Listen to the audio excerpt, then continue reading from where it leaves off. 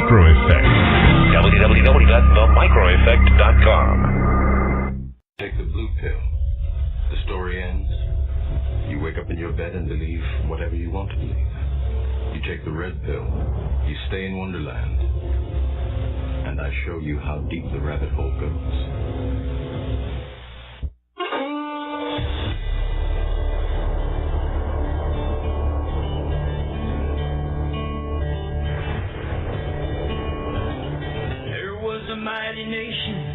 Above all of creation, it was a rare and precious pearl, conceived in faith and liberty, home of the brave, land of the free. It was the envy of the world. But this shining city on a hill has turned from the Creator's will and let evil take control.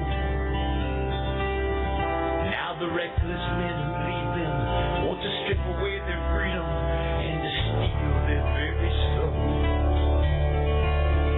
Now it's smoke and mirrors, switching bait, criticize, confiscate, and let the guilty walk away.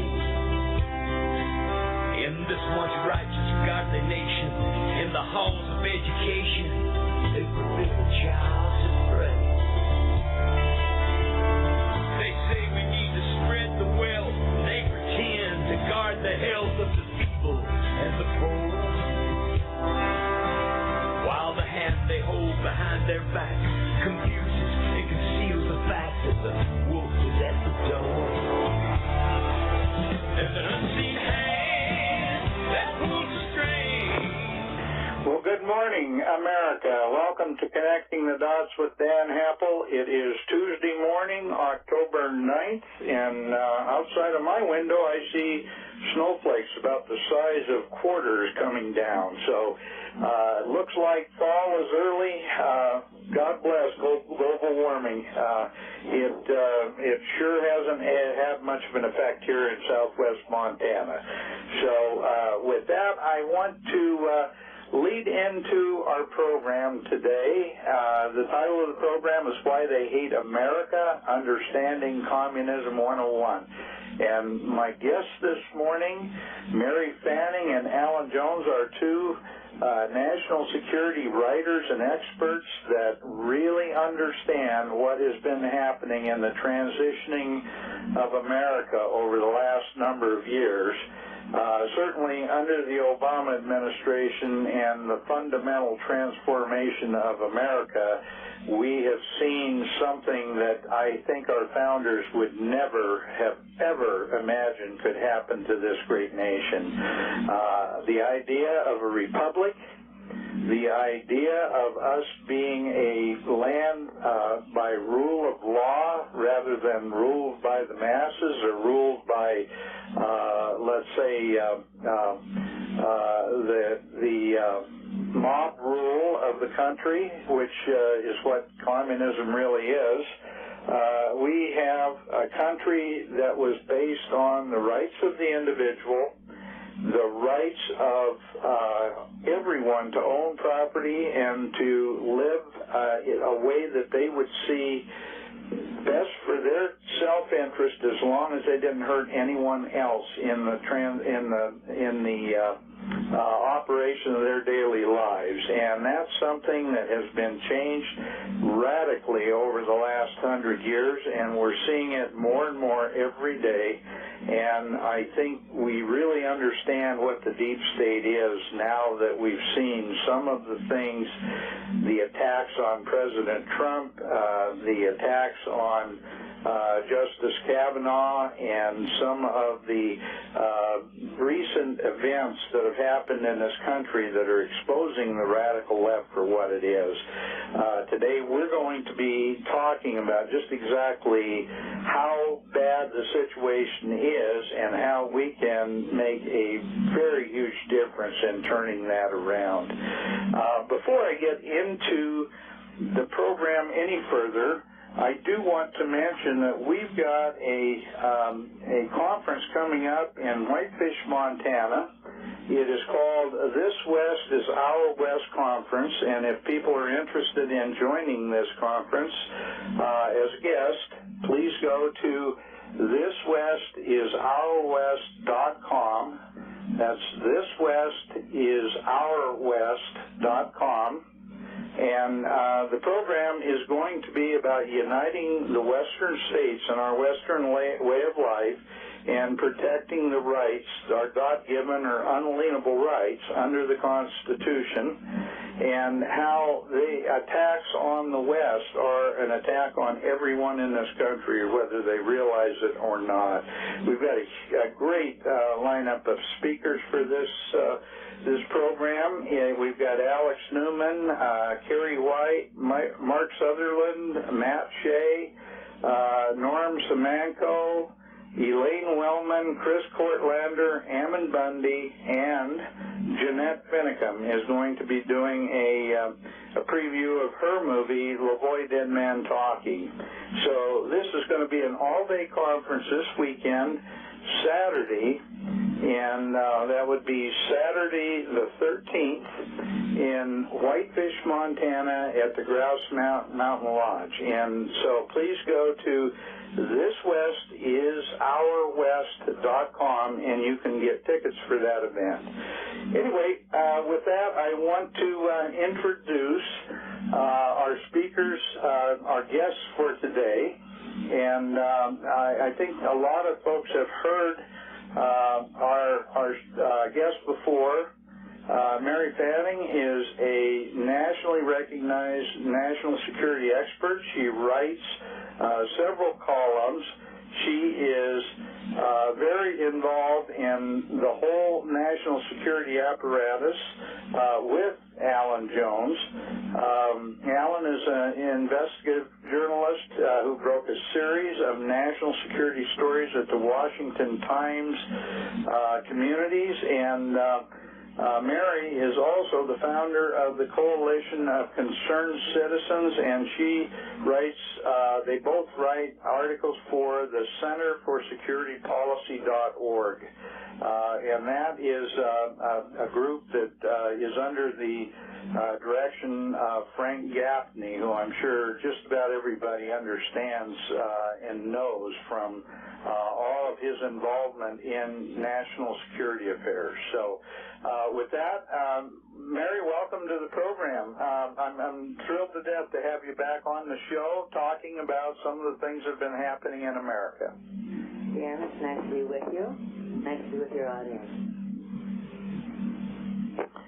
Well, thank you. And would you like to kind of talk about your recent article that you did on the Watergate pair, Woodward and Bernstein, who happen to be now in the process of trying to attack President Trump, and give a little bit of background on those gentlemen? Well, what we're watching is a repeat of Watergate. This is Watergate Redux. And when you understand the background to Carl Bernstein and to Bob Woodward, and you understand some of the facts that have come forth since they first took down President Nixon, it's very interesting that both of these men reported to the Washington Post and the Meyer family, and were never exposed for their background and their connections. Carl Bernstein and Bob Woodward worked with this deep throat to take down President Nixon. Now, regardless of how you view President Nixon or if you thought his activities were criminal in any way, what you need to understand in the background is that President Richard Nixon had been working with Whittaker Chambers, and he was the man that actually brought the information to McCarthy. And while Alger Hiss was telling the American people one story, both Whittaker Chambers and Alger Hiss were put on trial, and they spoke to the American people. The American people believed the State Department person, Alger Hiss, who was also a founding member of the United Nations, until Whitaker Chambers came forth with proof that Alger Hiss was in fact a Soviet spy. Came forth with what's known as the pumpkin papers. There was film that was hidden in a pumpkin on his farm. Now, at that point, Alger Hiss then went to prison. Until the Venona decryption came forth. Didn't happen until the 90s that we knew about this.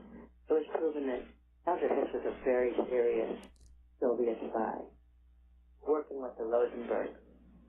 What became so interesting to us as we started looking into the Venona papers, for your audience that has not read Herb Romerstein's the Venona papers or Anna West, The American Betrayal, are so interesting. But when we looked into the 24/7 Carl Bernstein on CNN calling President Trump a Russian agent and accusing him of collusion with the Russians, it became very rich when we looked into Carl Bernstein's background and found he'd written a book of loyalties about his own parents, who were both Communist Party members working with the Soviet spies that turned over the atomic secrets to the Soviets.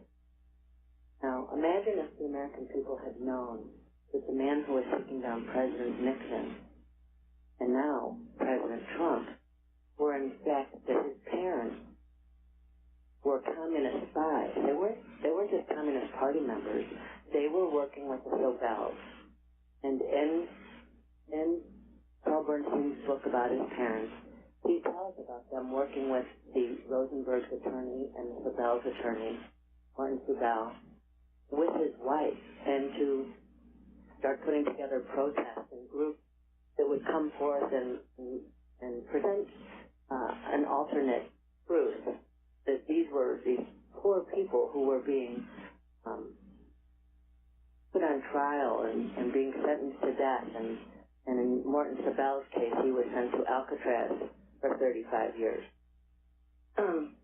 So as we looked at Carl Bernstein and understood that he was bringing repeat of Watergate forward, and then in his own background that his parents were Soviet spies working, because Elizabeth Bentley proved that everyone in the Communist Party USA at that point was in fact working for the Soviet Union. And they were all collecting whatever they could to send to the Soviet Union. Not just, by the way, the atomic secrets that the Rosenberg handed off. Sorts of military secrets that affected us as the judge that wrote of them. It affected us going into the Vietnam War and the Korean War, because had the Russians not had the atomic bomb, those two wars probably would not have taken place. Wow. Yeah, that's, Mary, that's absolutely amazing, because that information certainly didn't come out during the Watergate affair. And that's fascinating, because I think also in his book, didn't Bernstein defend his parents and actually support the whole idea that they were communists? He not only defended it, he told in the dedication how proud he was of them. He calls himself a progressive, and I'm sure your audience knows that them changing the meaning of the language. People who are progressive used to be called communists. Now we're calling that a progressive. And, of course, they love to change the language to make it sound as though it's positive. But it's really important to understand that this man's parents were under investigation by the FBI for 35 years. For 35 years, his parents under investigation as Soviet agents. So, is that something to crow about? It's so backwards in thinking. But then we found out, with the release of an email from the State Department in the last 3 years, that was just discovered recently, was an email from Sid Blumenthal talking about Bob Woodward And the email was to H. Doesn't say Hillary, but it's to H, so we assume it's to Hillary. That's a leap. But regardless, what Sid Blumenthal, Hillary Clinton's fixer, if people know who Sid Blumenthal is, who's deeply involved right now in this whole Russian collusion story. So in the email, he says that Bob Woodward has been an FBI asset since his days as a Watergate reporter. Now, Bob Woodward, as we looked into him, was working with Henry Kissinger and with General Haig. He had also been Navy intelligence.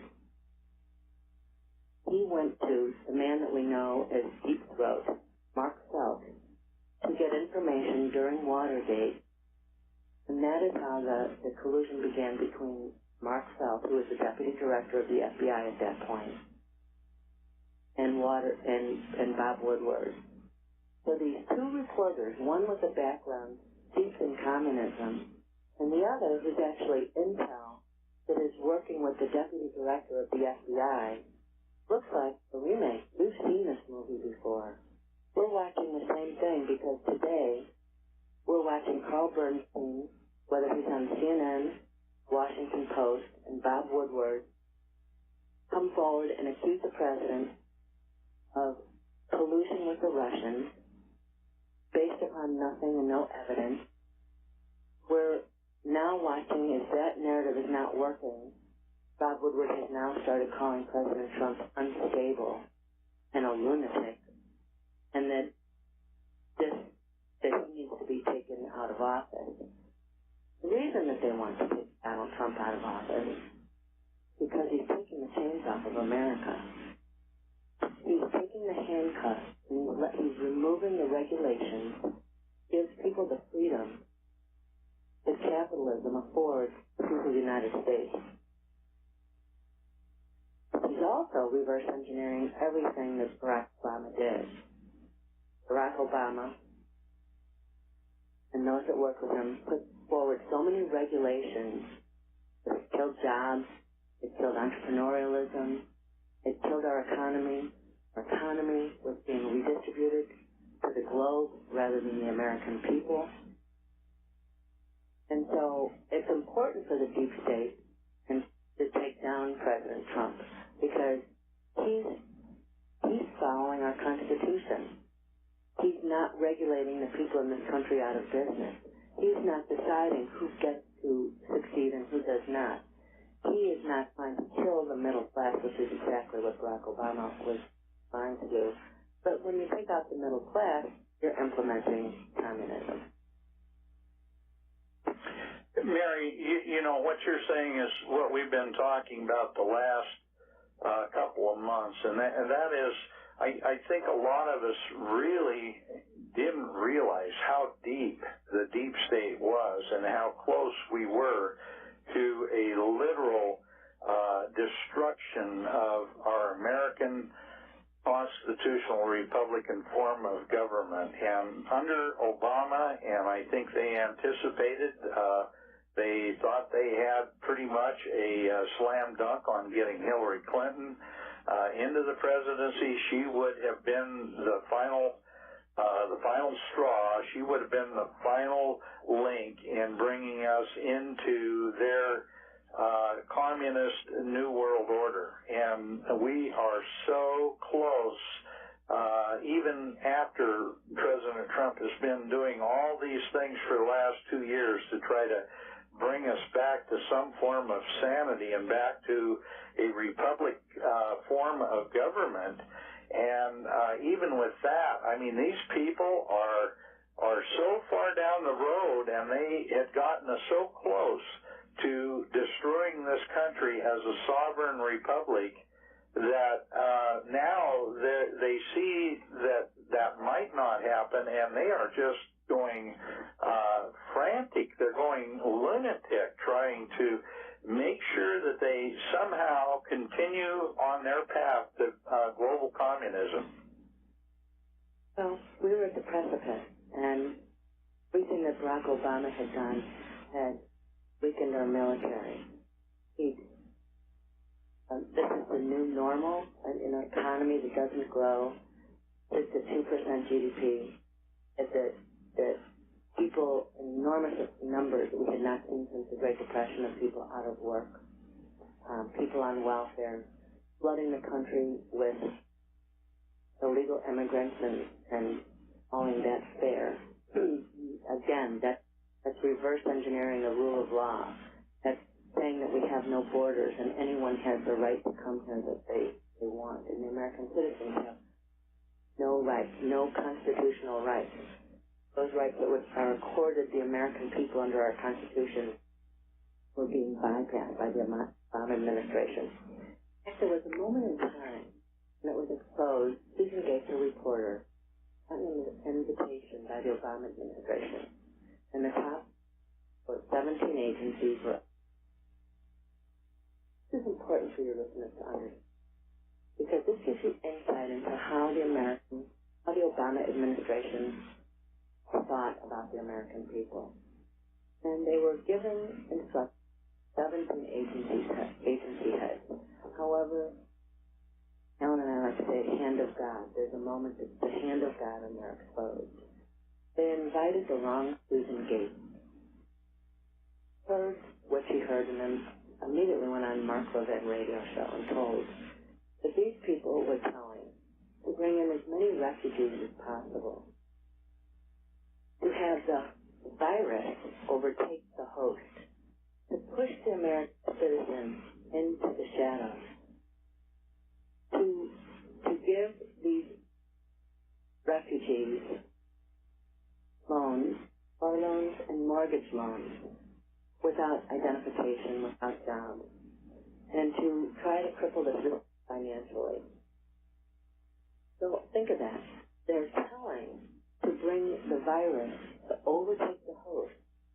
So to bring people into the country that will cripple the system, to give all the rights to those who come in as a virus, to make sure that you're pushing the American citizen who has constitutional rights into the shadows. They also created a system where they had a new paradigm for who was going to get loans. And you would give affirmative action loans. And so, based upon that, you didn't have to have a job or a background or any history. They were simply giving all these people mortgage loans and car loans. You know, the American people are paying for that because, as everyone knows, the U.S. government doesn't have any money. It's the monies that come from the taxpayers. So they were redistributing our tax to illegal aliens and new refugees in order to have the virus overtake the host. And if that doesn't give you insight into what they're trying to do, is to cripple the American citizen.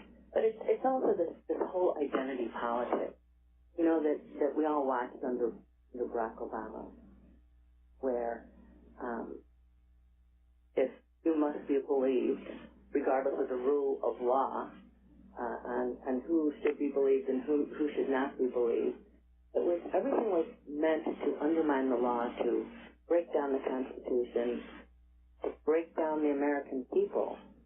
And so it's very different. This president doesn't just come in with a belief in capitalism and a belief in soaring beyond your means, of what you think you can do, that you can bypass this Marxist occupation of America, this dismantling of America, and that we can build this.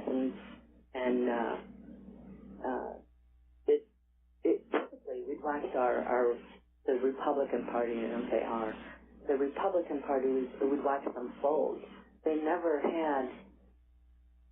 Once the media came at them, they immediately collapsed and fell into line. But this is a guy, Donald Trump, who has the intestinal fortitude. He loves a good fight. He's exposing these people, and he's not about to fold and not stand up for this country. So it's interesting that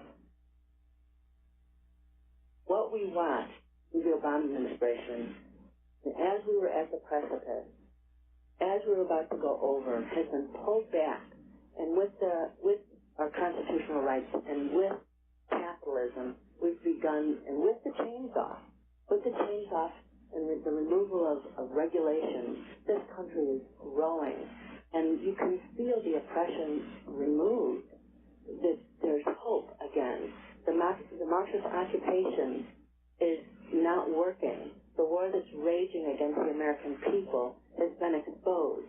As the Marxists have had their meltdown, and they were particularly exposed with these hearings with Judge Kavanaugh, the outrage and the citizenry grew because they knew that this was incredibly unfair. Yeah, absolutely, Mary. And I think the average American is not only starting to realize just exactly how one-sided and evil the radical left is, without them taking down the United States of America, the last bastion of capitalism and free markets in the world, then they can control everything. And I'm telling the people that believe in communism that have never lived under it, once these people gain total control, it will be something you will not look forward to. It will be something that will destroy your lives as well as everyone else's lives. And, the fools that, as V.I. Lenin referred to them as the useful idiots that are part of the transition of America to communism, are going to find out themselves that what they wanted was certainly nothing that they should have wanted.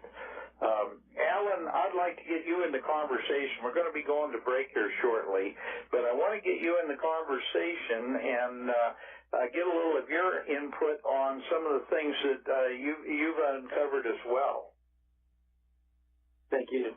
I wanted to expand a little bit on what Mary's been talking about and step back and look at the mainstream media, which is really the leftist radical media that took over the media decades ago, what their track record is.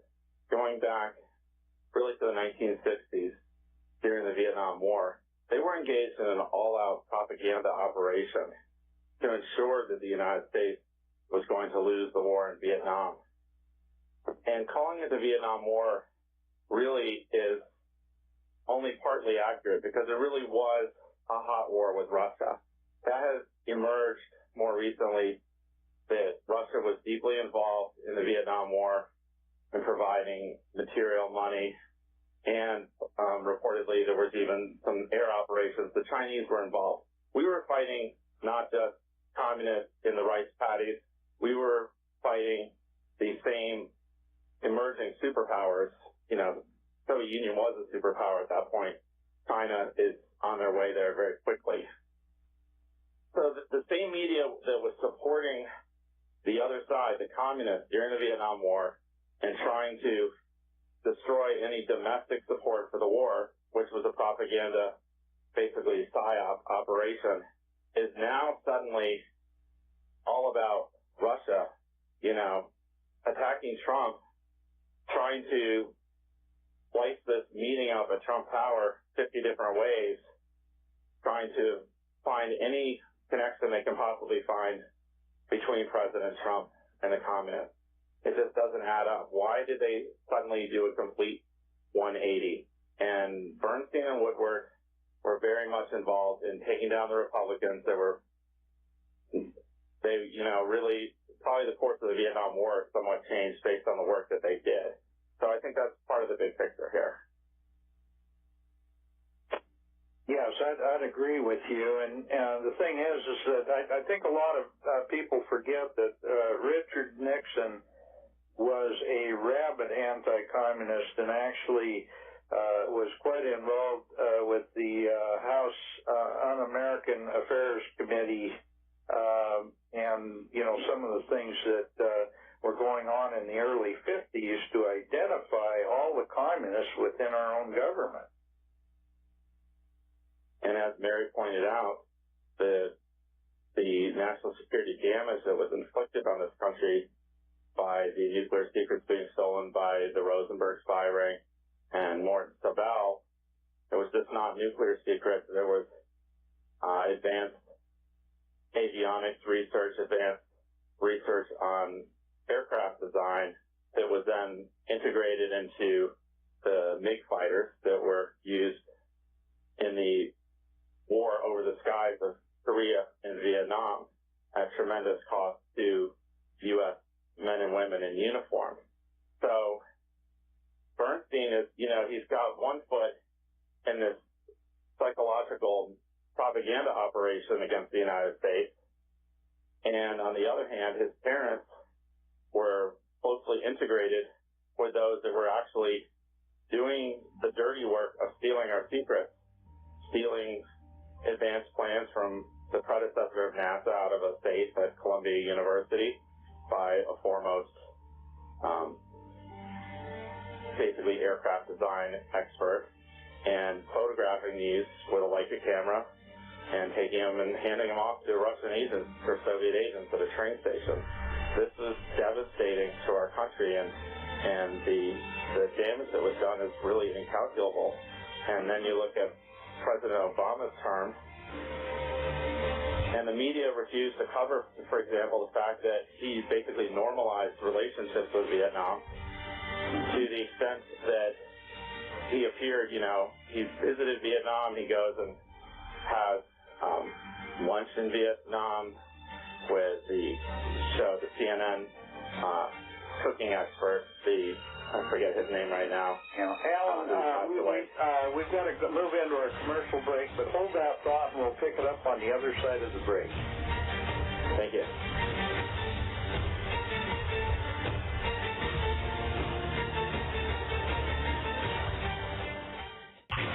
www.themicroeffect.com. And we are, as a people, inherently and historically opposed to secret societies, to secret oaths, and to secret proceedings. For we are opposed around the world by a monolithic and ruthless conspiracy that relies primarily on covert means for expanding its sphere of influence. It was 1776 when the founders signed the writ of independence from... Welcome back to Connecting the Dots with Dan Happel, and today my guests on the radio show are Mary Fanning and Alan Jones, and Alan was speaking about the Vietnam War and some of the connections with the people who were rabid communists then, and now they're still rabid communists. A lot of them gravitated from open demonstrations and fighting on the streets to becoming part of the green movement, radical environmentalism. And now a lot of folks refer to them as watermelons. They're green on the outside, but they're extremely red in the middle. And I would say there's quite a number of those. It's funny, the actors are the same, but the perceptions continue to change, and that's something that's happened as a result of really the mainstream media, or as I like to refer to them, the lamestream media, who have been the whole time promoting communism and activism against our constitutional republic. Alan, with that, I'd like to give you the floor and let you continue your thoughts. Thank you very much. So, as I was mentioning, Barack Obama normalized relationships with Vietnam after, his associates like Bill Ayers took a more radical approach.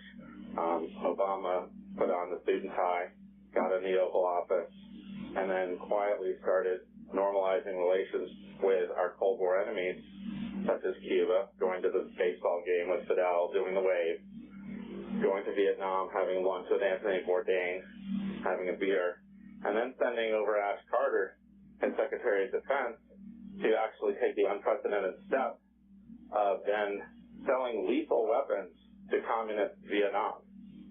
the same country that killed 50-something thousand U.S. troops.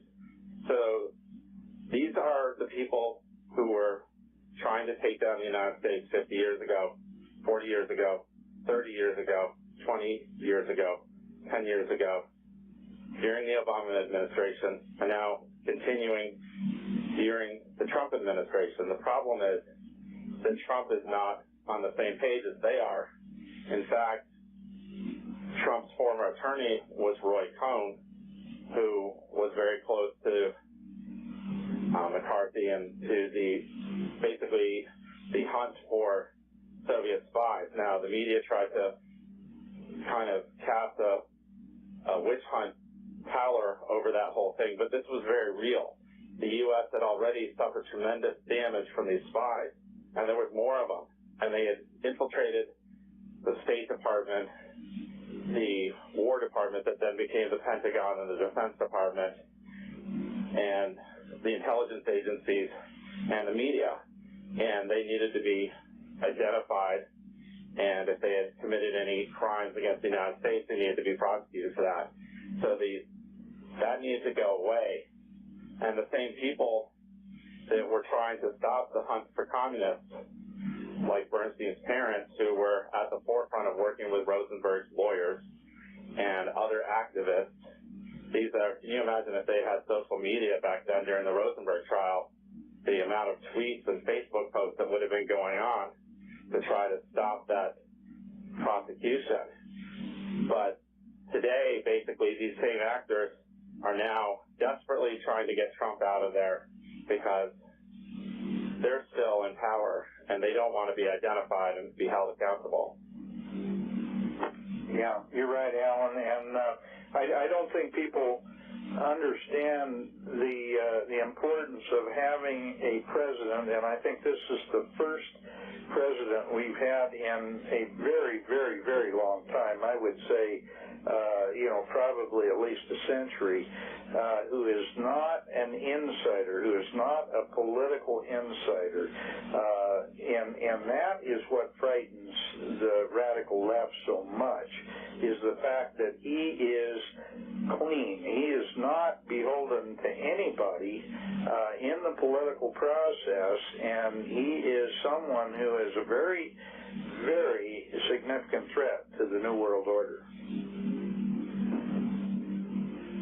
Now, he's also in the middle of probably the most edge-of-your-seat Shakespeare play you could ever imagine, in which he doesn't know who in his court, in his palace, if you want to call it the White House, is with him and who isn't.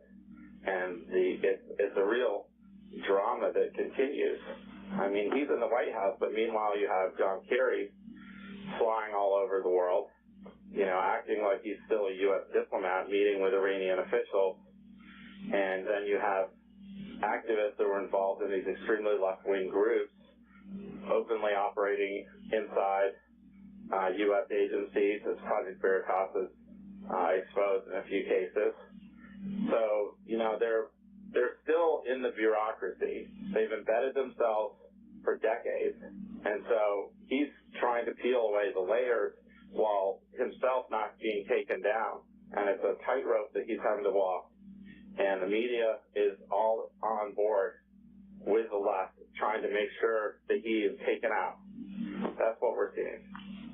Well, that's why it's so important that we have radio programs like this and guests like you that are willing to come on and tell the truth to the American people.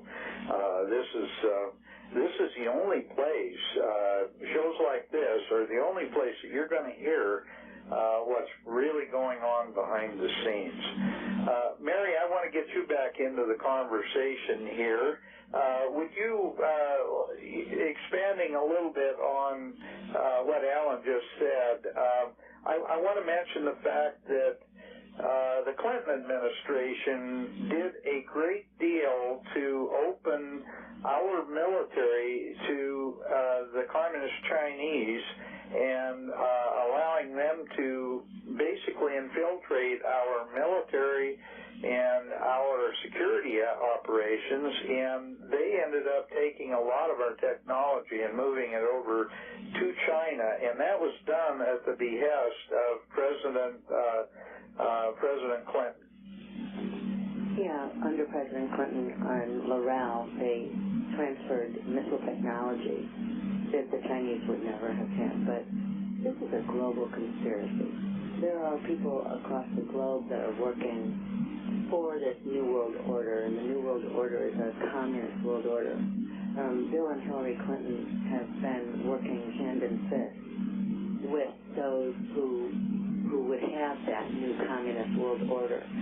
The fact that they transferred that sort of technology that puts America on its heels and threatened should have been, Monica Lewinsky was nothing. The real issue was the technology that the Clinton administration had transferred to the Chinese.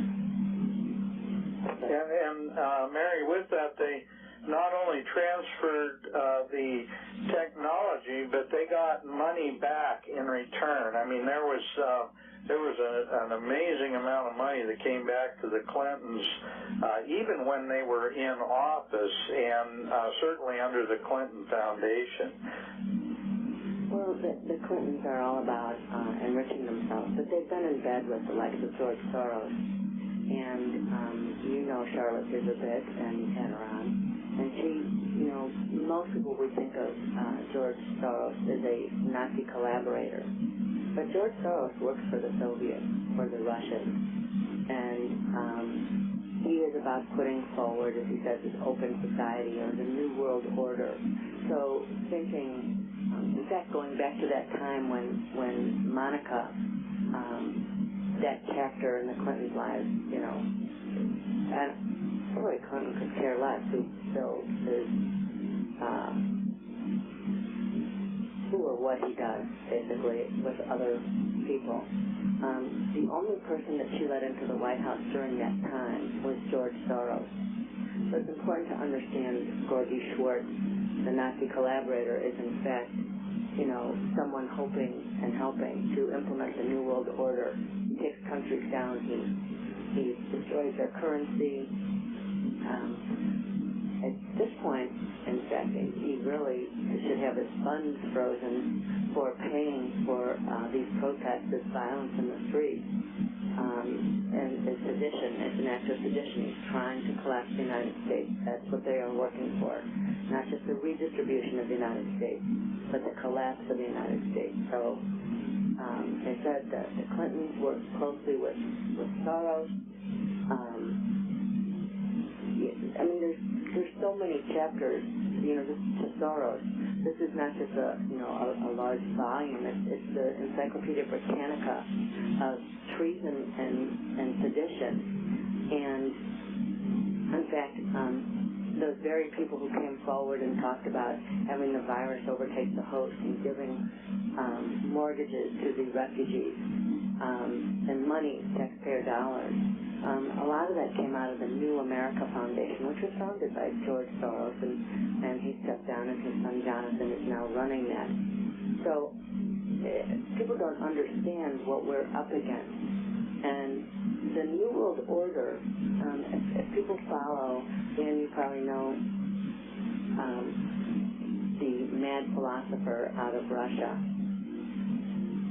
And he talks about going forward that the New World Order, the Euro-Asian New World Order, will be a conflation of communism with Nazism.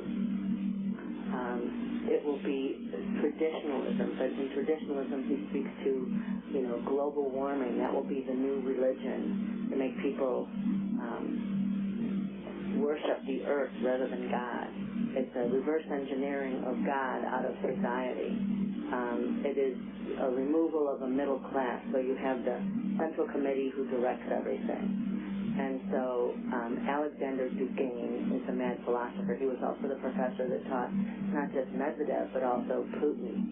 It's important to keep in mind that also that the head of Germany, Angela Merkel, has been a friend with Putin since they were in university days together. Her parents were the head of the Communist Party of East Germany. looking at the New World Order, these people have all been in place. You know, you have red diaper babies. This is generational coming forward to lead the globe. And so it's imperative that the American people do not get stuck in the paradigm where they're saying, I'm a conservative, I'm a Republican, and I'm a Democrat, although there's nothing more important right now. You know, you need to back the Constitution, and as we're going forward with this country, and as they look to implement policies that would be more friendly and more likely to be seen in Russia or other socialist nations, it's important to stand with the Constitution. It's important right now, like no other time. They said that we were at the precipice. We were about to go over. Had Donald Trump not come to lead this nation, we would have. That's what Hillary Clinton would have implemented. She and Bill are communists. They are not Democrats. In fact, the Democrat Party doesn't even look as though it's what would have been known as a Democrat Party before. It is the Communist Democrat Party, and it needs to be stopped right now. This is a miracle of what has stopped, and people are being awakened and can see the growth and the change of different policies. And it is so important for people to get out and vote and make sure that we take back America, and that we protect our Constitution. You know, there's a reason that Hillary Clinton is talking about having a reversal of law. You know, take away your constitutional rights to the Second Amendment to guns. That she's looking for a constitutional convention to change our Constitution to get rid of the Electoral College. Well, you know, if you get rid of the Electoral College, then very few states, you know, those that are the Democrat states will decide what happens in this country. So that's the last thing that we want is to get rid of the Electoral College. Mm-hmm. So yeah, you're right, Marion, and you know, their whole idea about this stuff is to transition America in a way that average citizens just don't see it. We've become soft. We've become intellectually soft as well, and people are not as perceptive as they used to be. They're so busy in their lives trying to make a living and raise their families, and of course now all the kids are so involved in sports rather than in intellectual pursuits that so much of our country is entertainment, and frankly, that's to the detriment of the intellectuals who are really should be pulling this country back from the abyss. Yeah, because they don't understand that the language is so important, that the left uses that in their quest for power. People hear right to be believed and they think, oh, that sounds like an okay idea. Of course we have a right to be believed. But when you understand that the right to be believed means no due process, you know, this person must be believed and that person gets no due process. It's the standard bearer of our courts, right? And so the left, the communists are very slippery, and in their quest for power, they'll do anything to achieve their means. And right now, what they're doing with their identity politics is trying to create a chasm between the American people, because when we're divided, we're not working together. That is when it's easiest to take the country down. So it's so important for them to try and look for every kind of division, you know, so black and white and, you know, all this party and that party. It's a typical communist construct in order to divide and conquer. Yeah, absolutely. Identity politics is all about creating divisions between people based on ideological differences or social differences or sexual differences or anything they can use as a tool to create divisiveness and to create a rift between different people who should be working together. And as I said, we're looking at a replay of what we watched under the Nixon era and what the same things that were taking place with Bill Ayers and his prairie fires. These are to light fires across the nation in order to cause that division. And not for a minute do I believe that he's not part and parcel of what's taking place today. People don't generally think of Bill Ayers, they think of him as a revolutionary. Well, he's a revolutionary communist. When Bill Ayers was working with Barack Obama, the idea that our media didn't tell us who the mainstream media, assiduously kept away from telling who Barack Obama is. And so when you define him by his associations, and certainly with the likes of Bill Ayers and Louis Farrakhan, Bill Ayers was looking to take down the United States. He also, beyond the weathermen and all the, killing police officers and Larry Gretwald's book telling how they lived and how corrupt and, amoral they are. He was also going into Cuba with the Venceremos Brigade, and that was to train Islamic terrorists. So think of where we started in the 60s with Bill Ayers, and understand that he was working with Castro and the Venceremos Brigade to train Middle Eastern terrorists. And you get a pretty good picture of what has grown over time. And you understand that Islam is the sword of communism. This is how they implement. One of our papers, the Perfect Storm, talks about the bear in the desert. The bear in the desert is Yevgeny Primakov. Primakov was the ambassador to Iraq, working with not only Saddam and getting nuclear weapons to all in the Middle East, but he put together what was known as the Islamic bloc.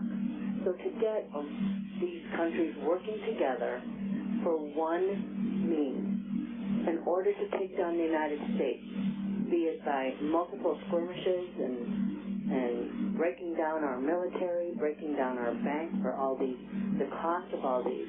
And the idea was to take down the United States death by 1,000 cuts using Islamic terrorism to come against the United States. So keeping that in mind, that Yevgeny Primakov, this long-time working for Andropov and for each one of the Soviets, the heads of the Soviets, he's a KGB agent. He's died in the last 2 years. But he was putting together this coalition of people to work to destroy the United States across the globe. So think of that and think of who Barack Obama was then coalescing with. Absolutely, and in the next hour, we don't have time to get into it before the break, but in the next hour, we'll do a revisit of what you folks uncovered with the Port Canaveral and Port Wilmington and some of the other transfers that happened under the Obama administration, some of our critical infrastructure in our ports and how important that is to the future of our security in our country. Mary, we'll pick this up on the other side of the break.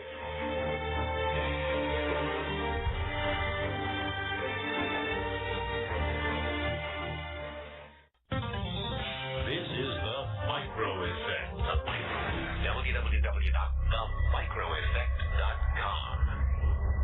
You take the blue pill. The story ends.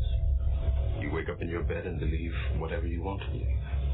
You take the red pill, you stay in Wonderland, and I show you how deep the rabbit hole goes.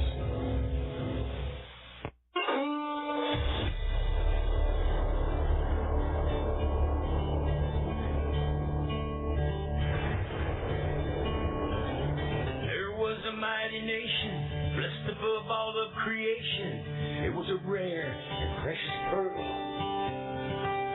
conceived in faith and liberty, home of the brave, land of the free. It was the envy of the world.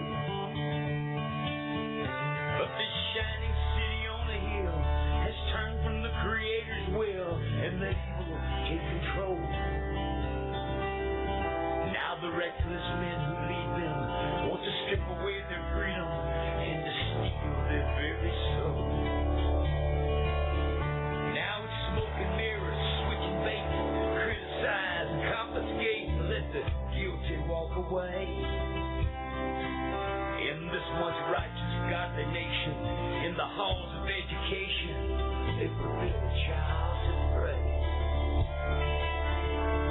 They say we need to spread the wealth, they pretend to guard the health of the people and the poor,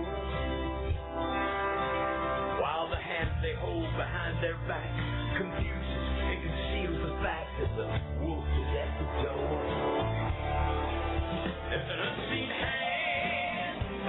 Well, welcome back to Connecting the Dots with Dan Happel, and today we are talking about why they hate America, Understanding Communism 101, and my guests today for the radio show are Mary Fanning and Alan Jones, and we have a really good discussion going on here because there is so much more than most people realize that is behind this movement, and it's been going on for over 100 years, and it is literally the transformation of America into a system of world government, a loss of sovereignty, and to move us into a system that does not recognize any of the freedoms that we have had under the Constitution, and how important it is that we recognize that and we get this situation turned around. And President Trump, for all his little faults, he is without a doubt a patriot who believes in this country, who believes in the free enterprise system, and who is trying to turn America back to the path of freedom. And this is something that the radical left have no time for, and they are very upset that an outsider came into the political process and has managed to get enough popularity to get elected president, number one, and then number two, that he's actually doing what he said he would do when he was running for office.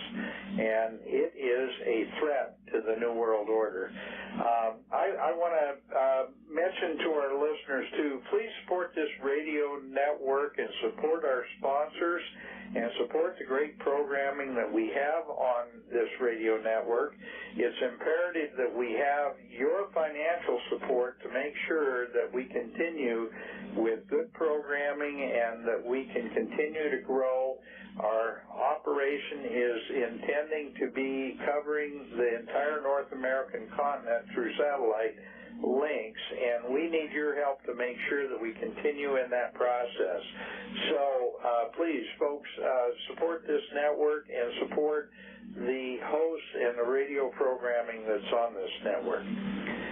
With that, I'll get back to Mary, and I ask you to turn your volume up just a little bit on your phone. Your voice is a little bit faint, and so if you do have a volume increase on your phone, please turn it up just a little bit so that we can hear you a little better.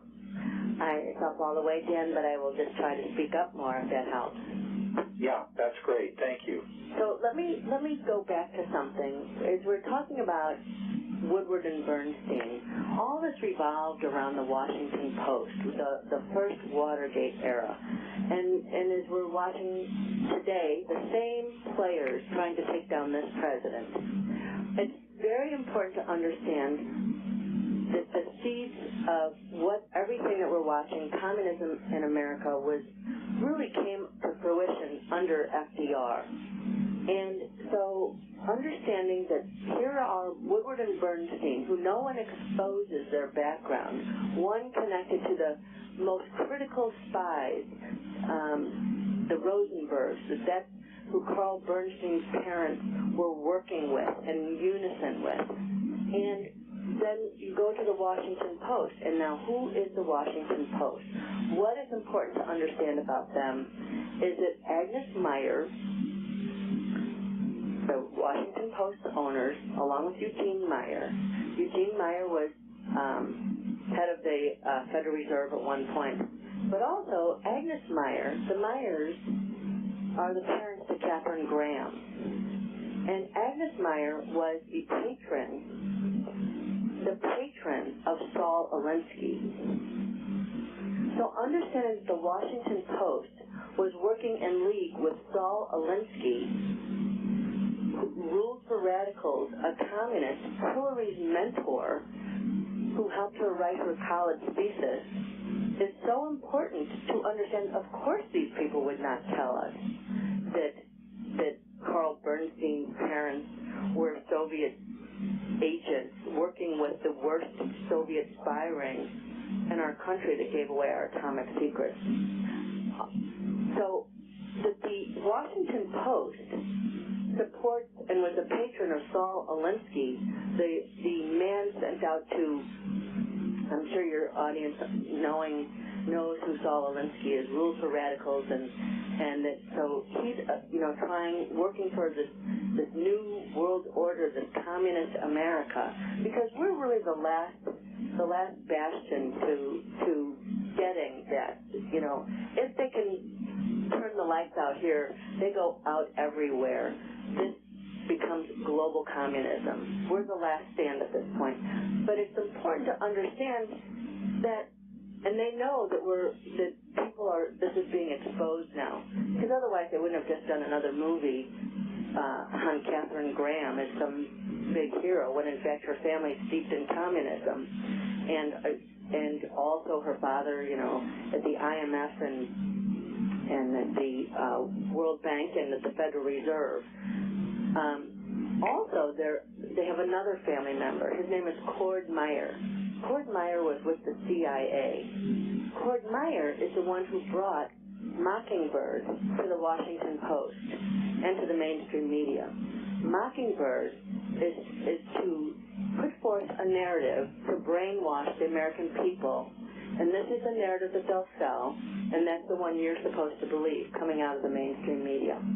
So understand that the Mockingbird Press, the Washington Post, their connections to the CIA is important in order to understand what we're watching take place before us. And as we watch the struggle with the deep state not liking the messages that are getting out to the American people, not through the mainstream media, because now they're so well exposed. The American people have, with the Kavanaugh chapter, the American people saw this continuation of propagating of lies with no evidence whatsoever against this Judge Kavanaugh. Brett Kavanaugh was probably the cleanest man, and the fact that they smeared and slimed his reputation, and that it was coming from the Mockingbird Press, repeating it over and over again to make the American people believe this filth, when this woman didn't have a single person who would corroborate the story. That Christine Blasey Ford had not one single person who would corroborate her story. Yet she sat there telling this across national airwaves for 2 weeks, and still the people rejected her story. And while, some people said, well, maybe she's mixed things up and she has a right to her story, but there's no evidence to this. That was the Mockingbird Press in action. But when you connect that Mockingbird Press to who the Meyer family is and Katharine Graham, that these people are the Mockingbird Press. They are the ones bringing you lies to digest and to believe their narratives against the blatant truth before you. Yeah, Mary, and you know, when you say that, one of the things that happened when Trump at one of his rallies mentioned the fact, and it is a fact, mentioned the fact that Kathleen Blasey Ford had omitted all the important details. She couldn't remember anything. She couldn't remember where the party was, in whose house it was, how she got there, how she got home. She couldn't remember anything except the fact that she had one beer. And when Trump said something to that effect, they absolutely attacked him as being so insensitive to this wonderful woman who had come forward and against all odds had bared her soul to expose a potential rapist who was being considered for the Supreme Court. I mean, this whole thing was so obviously biased and one-sided that no one in their right mind could have not seen how controlled the press was.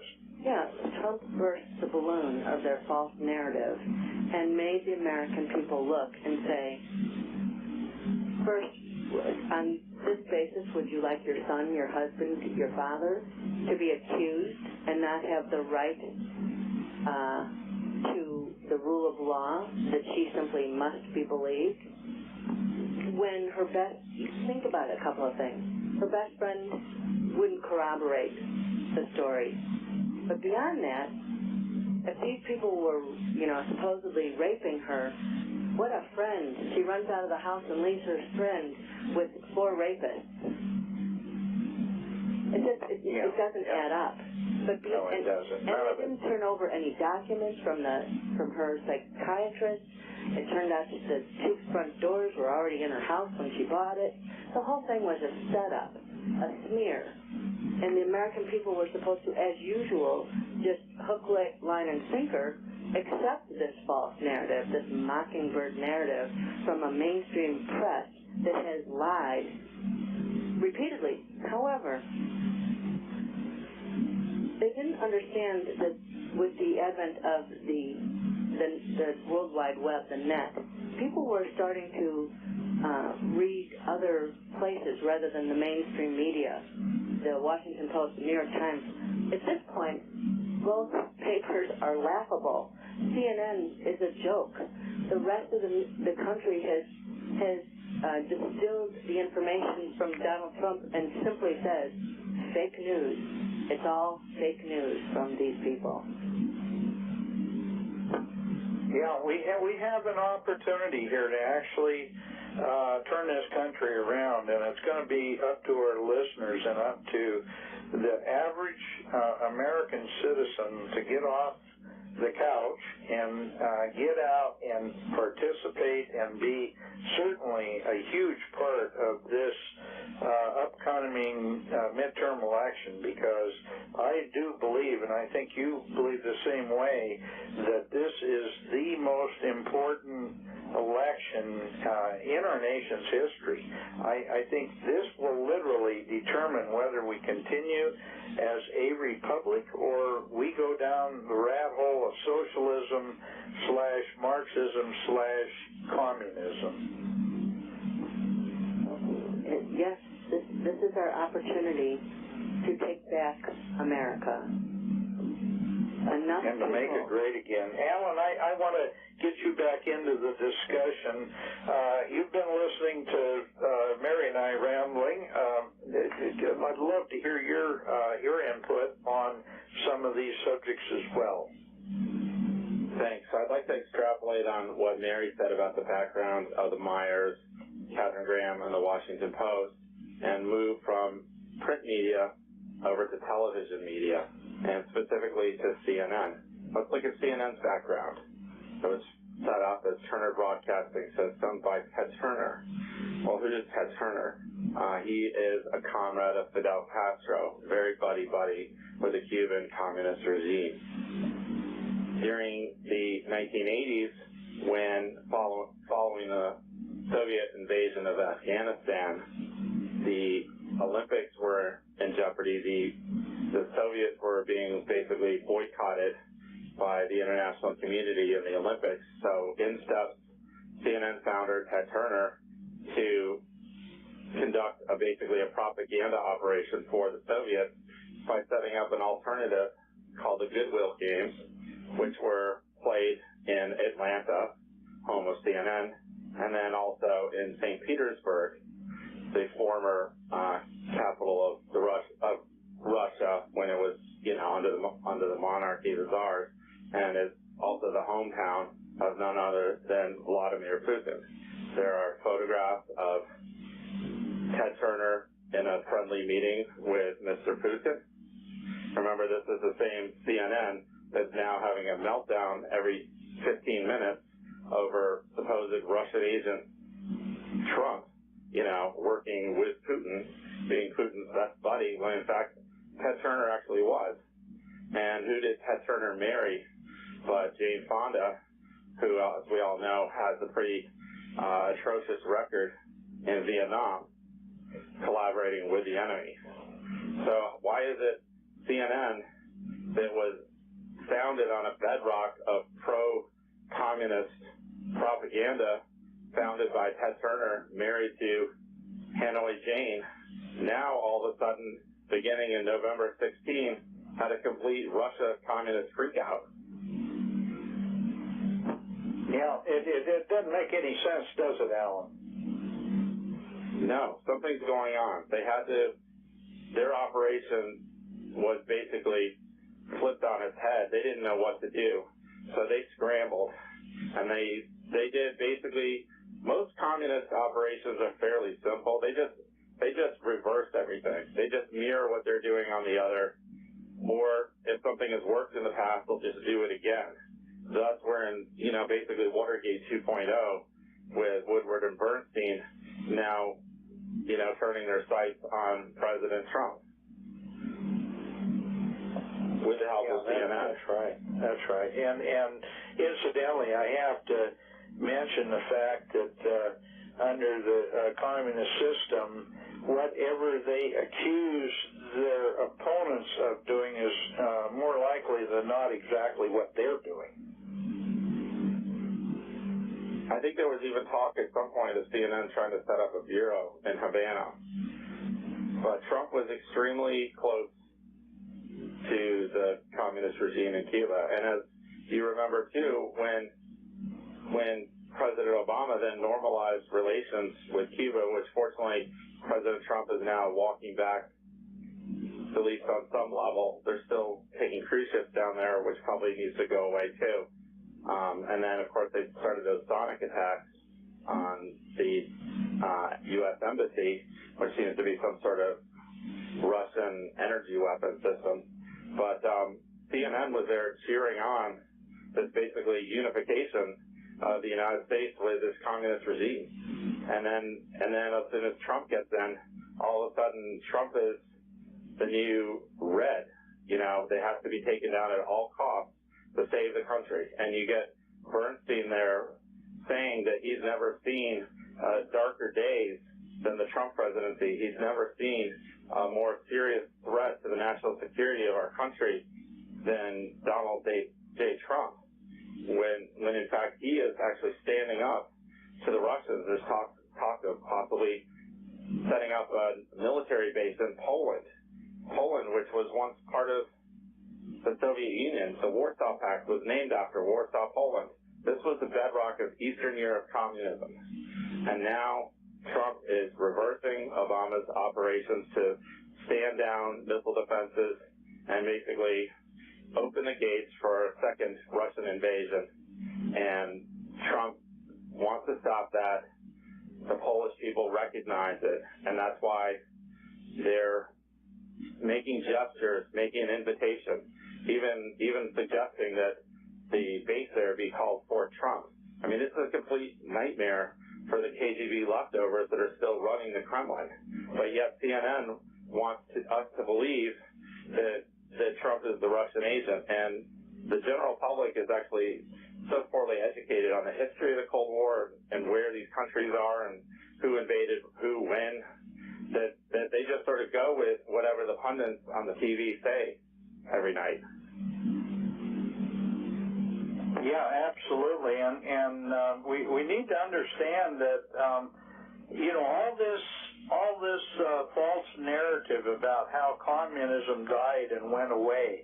If we look at what countries in the world are now living under communism or socialism, we're almost to the point where there aren't any that are not. And when communism supposedly died, there were still some free countries in South America, in Africa, in different nations around the world that actually had a constitutional form of government, and most of those have gone away. Most of those are now living under, at the very least, socialist governments, and many of them living under communism.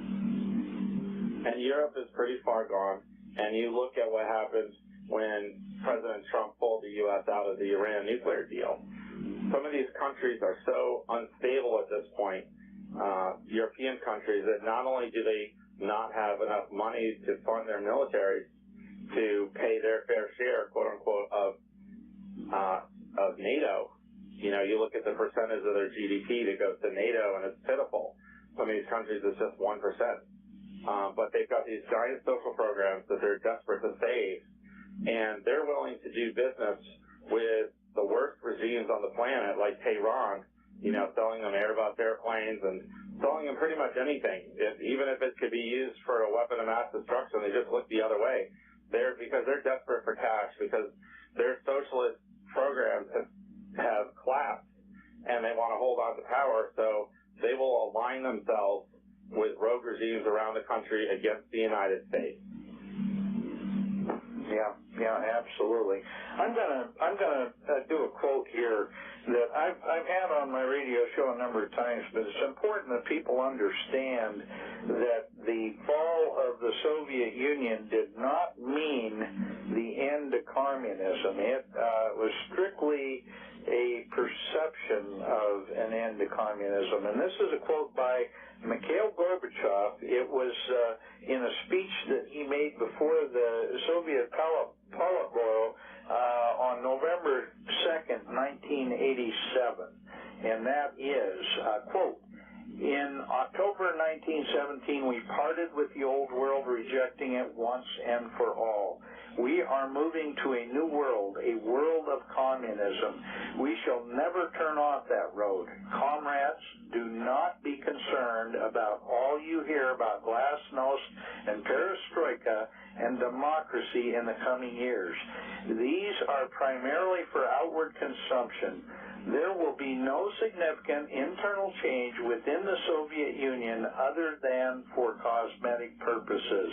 Our purpose is to disarm the Americans and let them fall asleep," unquote. Okay, that is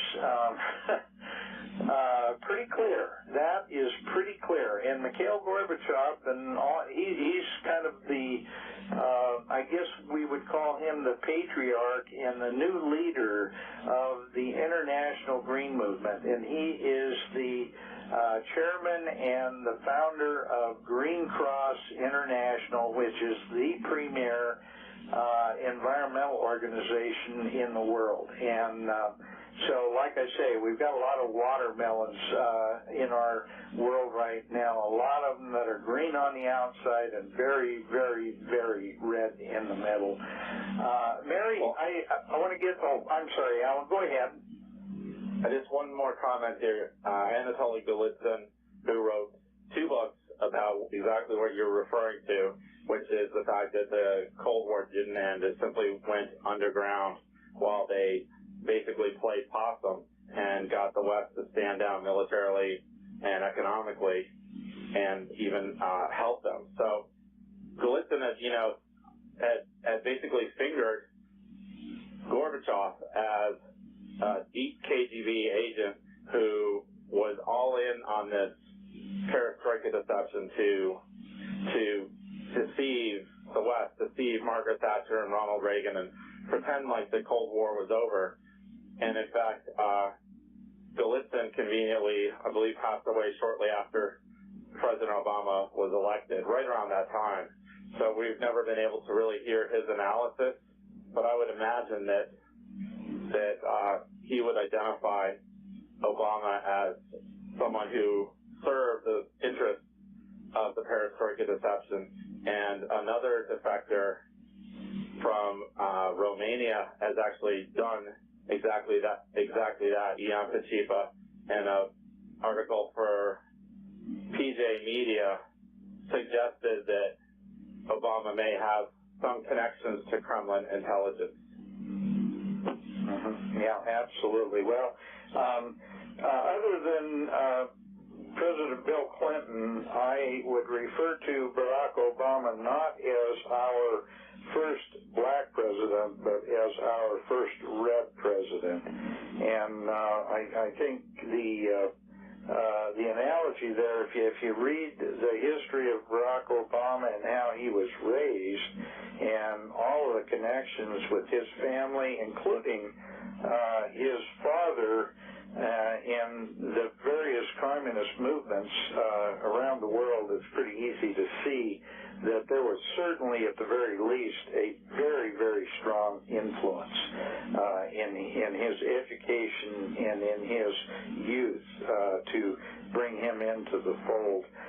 Mary, I want to get you back into this discussion as well, and we've moved along with the discussion now of how Pacepa and Anatoly Golitsyn and perestroika deception, and I know you have a lot of information on that as well that you've done in your research. So let's hear what you think about how the radical left and communism have literally taken over.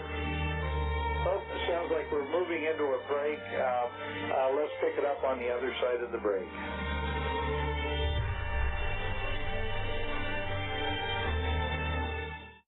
www.themicroeffect.com. You take the blue pill. The story ends. You wake up in your bed and believe whatever you want to believe. You take the red pill. You stay in Wonderland. And I show you how deep the rabbit hole goes.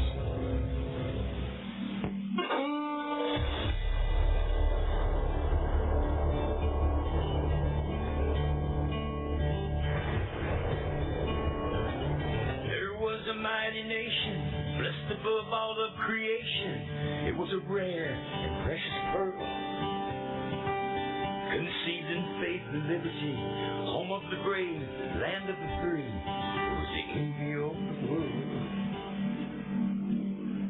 Well, welcome back to Connecting the Dots with Dan Apple. And today my guests on the radio show are Mary Fanning and Alan Jones, and we are talking about how the radical left has taken over so much of the mainstream media and so much of the bureaucratic political process and the enormous task that President Trump has in front of him to really bring our country back to the greatness that a republic deserves. And he's done a tremendous job so far to bring us back as far as he has. But it's amazing the forces that are lined up against him. And it's imperative that our listeners understand how important this election is in really supporting the president and supporting the policies that he's trying to bring back in play that will save our nation from falling to the global government, communist New World Order group that really plan to control our world.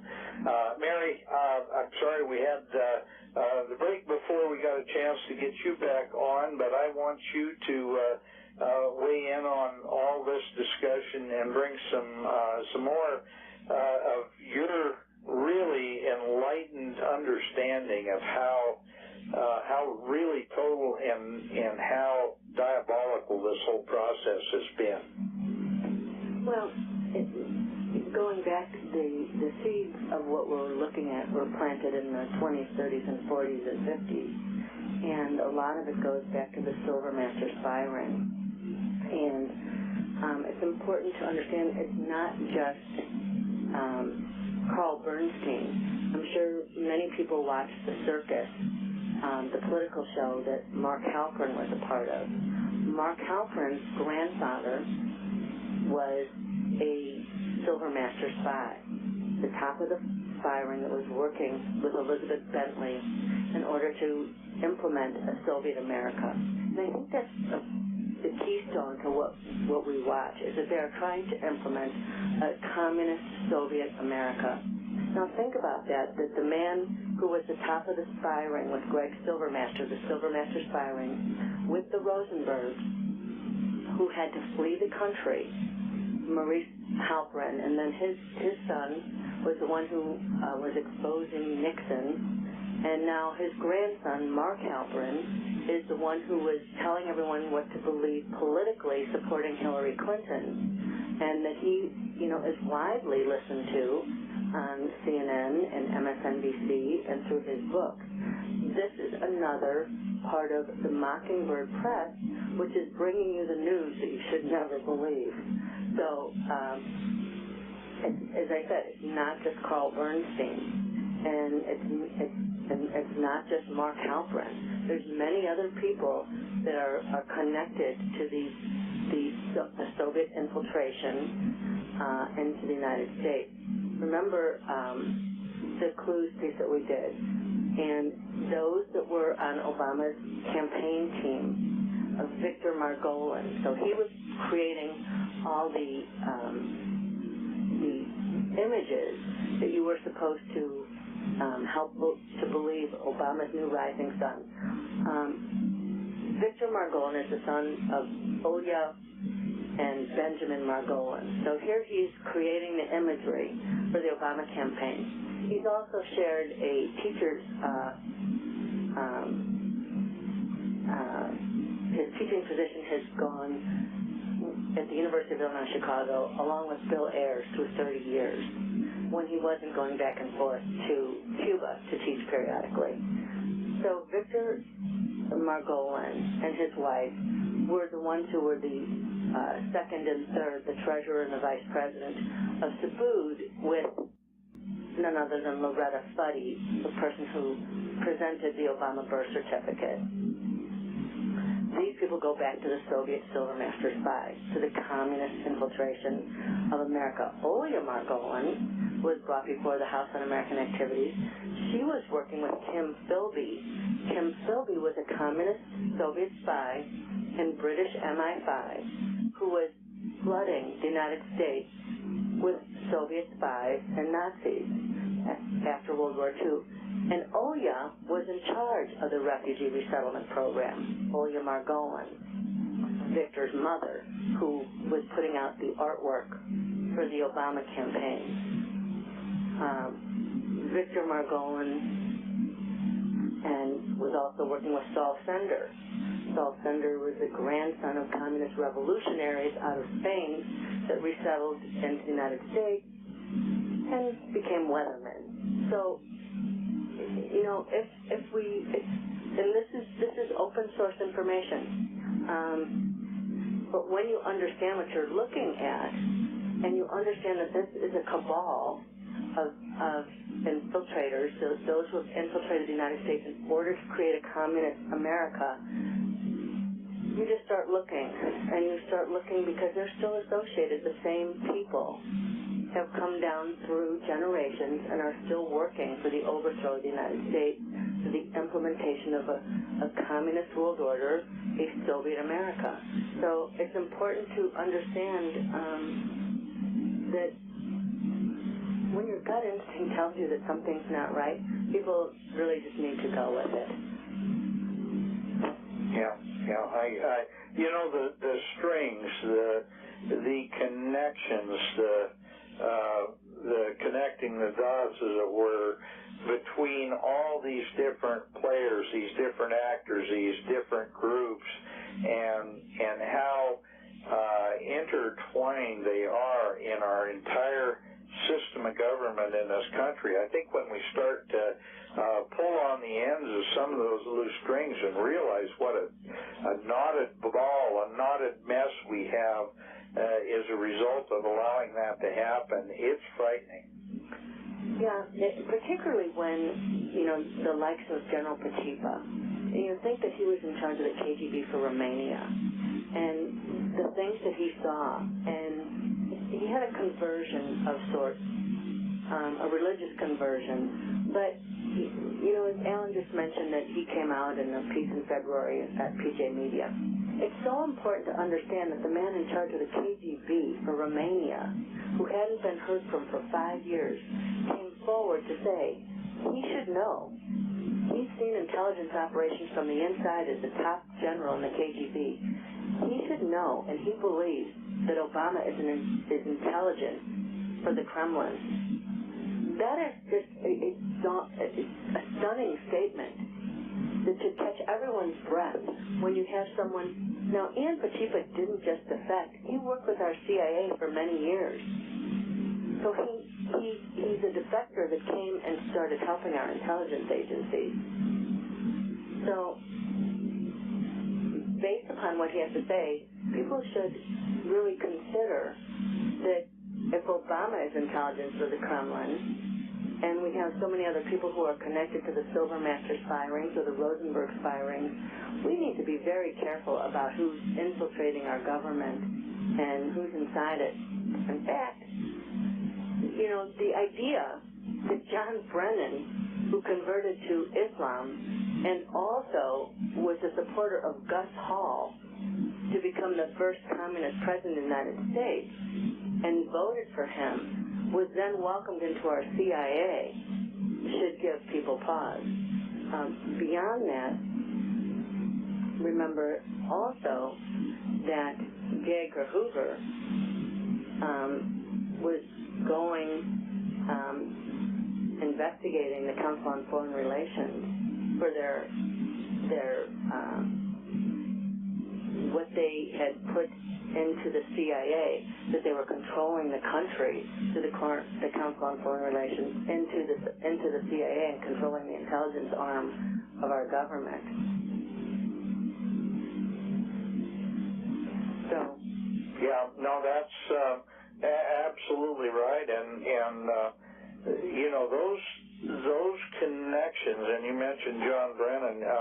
Those connections are so important, and it's so astounding to me that people who couldn't get a security clearance to drive a school bus are in charge of some of our most important security and, are certainly our federal government agencies, and have done so with the full knowledge that a lot of these agencies are just wide open to this sort of thing. Well, under the Obama administration, they weren't just wide open.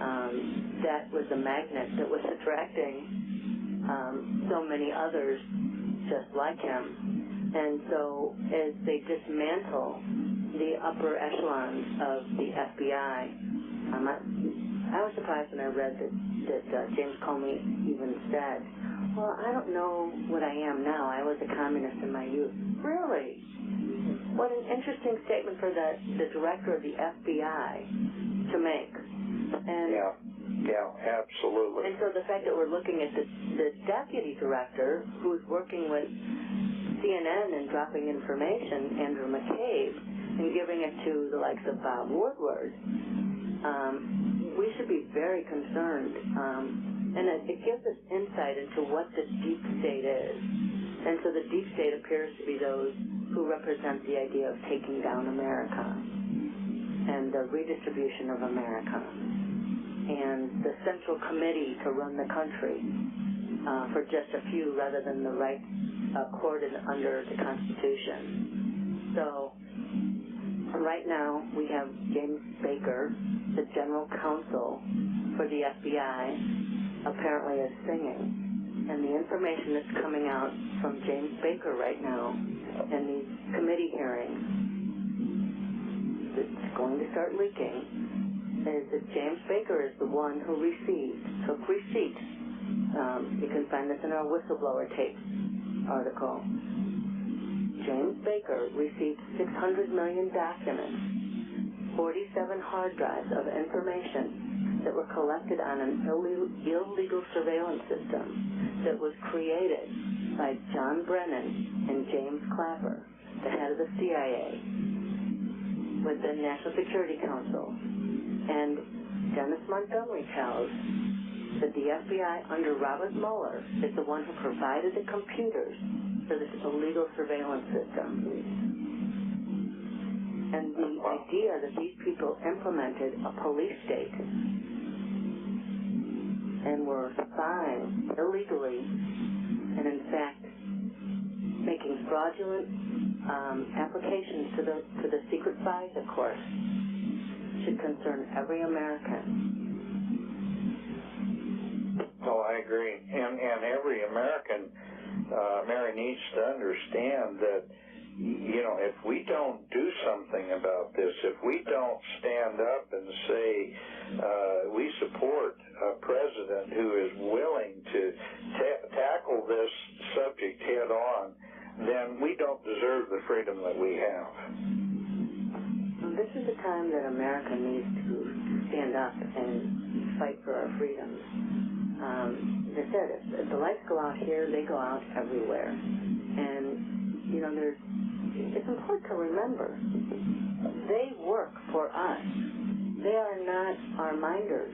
They work for us. Those who are into elected office, into the FBI, the CIA, and the idea that they were using government, weaponizing government against the American people through the IRS, through all sorts of agencies, should concern people, because this is, if you have read The Coming of the Third Reich, they were doing, you know, they didn't have the web and they didn't have the ability to spy on people the same way, but they were spying on people and threatening people and putting people into government that would do things that are illegal, that would have been considered illegal. And so this is the implementation under Obama of a police state. And these were the same people, the people that worked for him. They weren't there, you know, and just happened to go along. They were there because they would go along.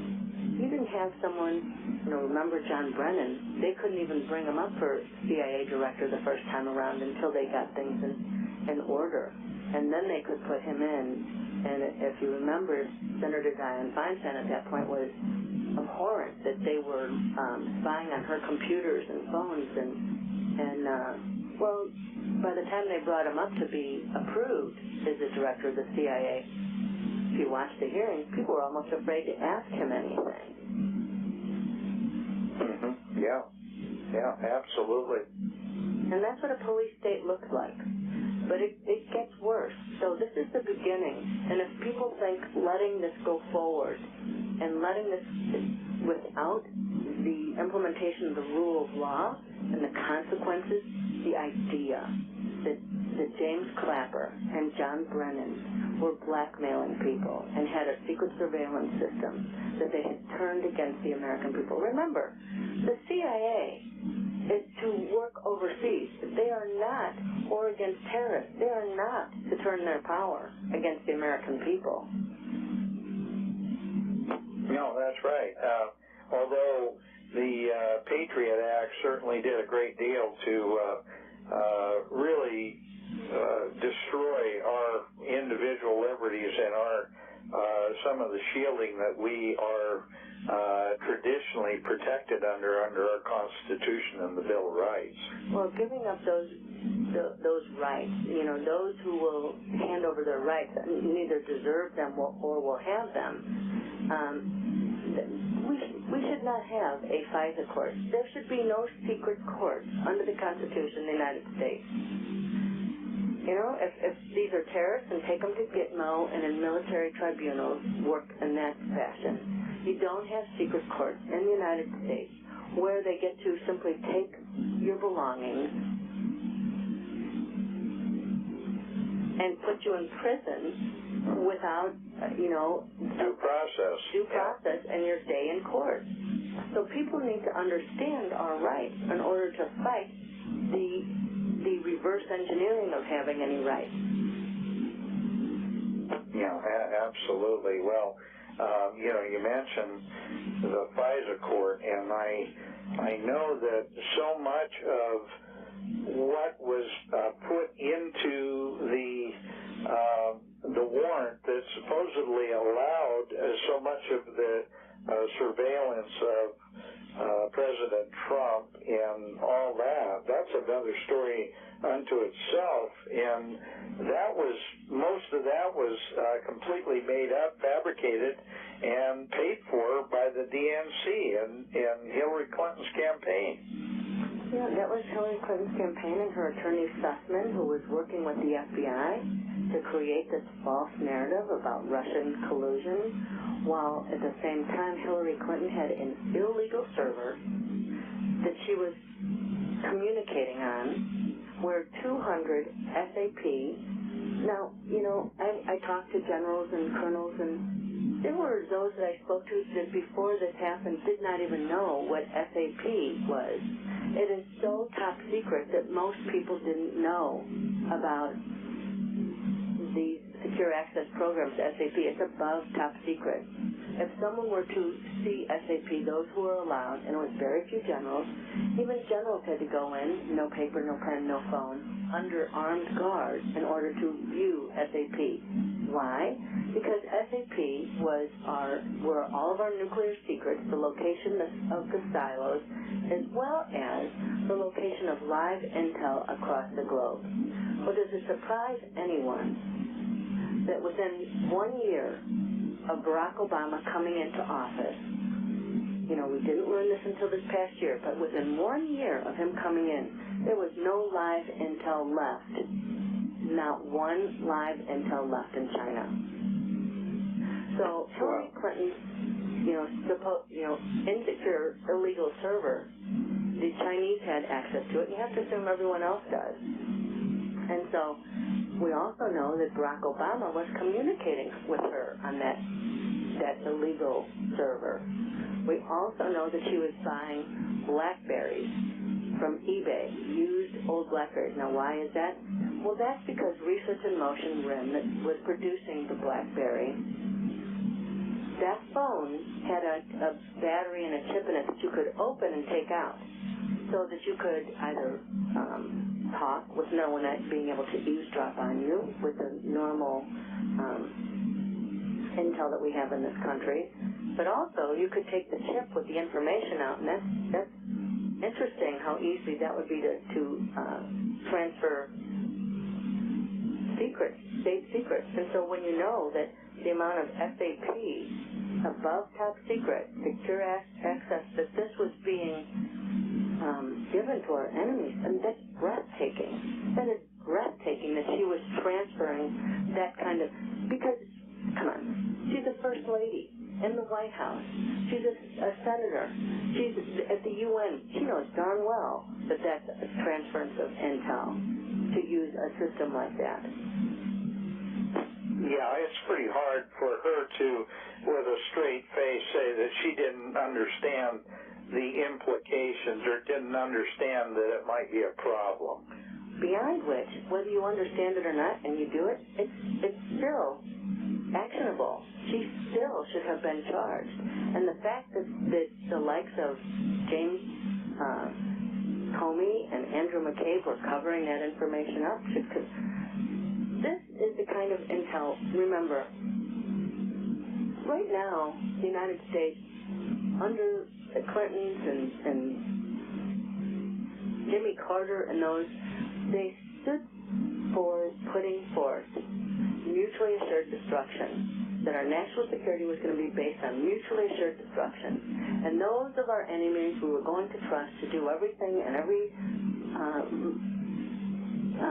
program that we had negotiated, that they would do what were asked and what was put into those treaties. They did not.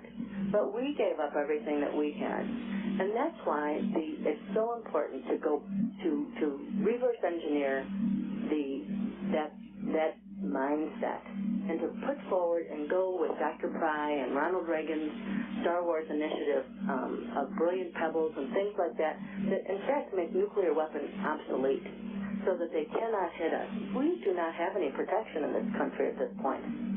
Understand that the Trojan horse weapon system, so it used to be nuclear suitcase bombs, but now it's nuclear cargo containers, where less than 1/10 of 1% of those cargo containers are being hand inspected as they come into this country.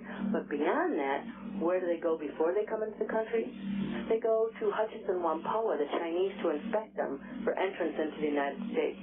Can you even imagine such a thing? It's crazy. It's absolutely crazy, Mary.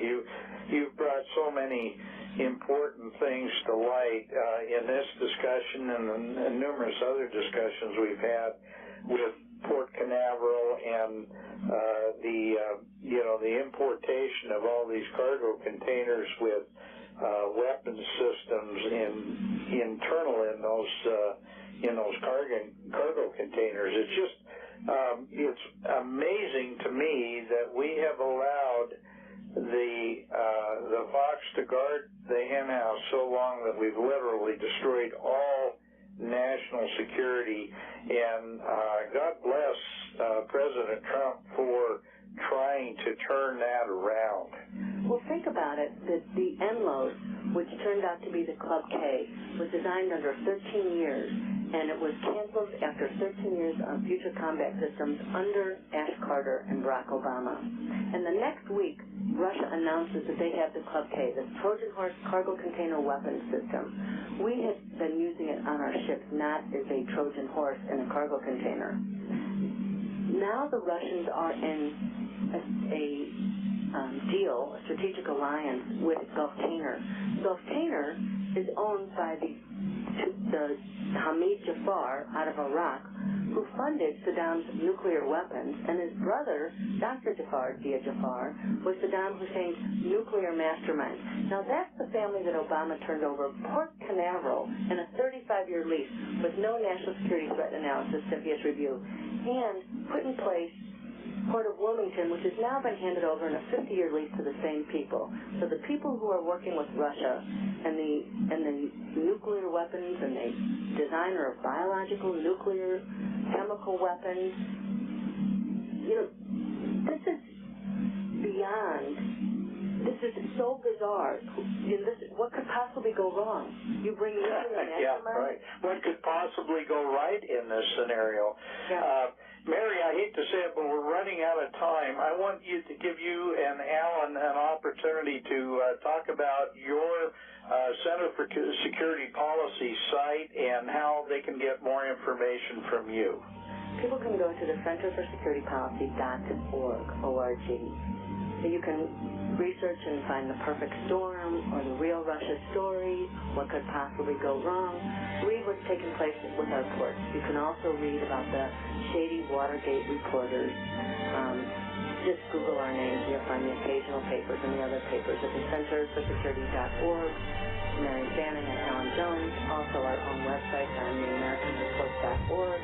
Alan is 1776channel.com. Okay, well, thank you both for being our guests today on Connecting the Dots. And as always, it's been a wonderful conversation with two very, very brilliant and very interesting people. And I thank you for your patriotism to this country. Thank you.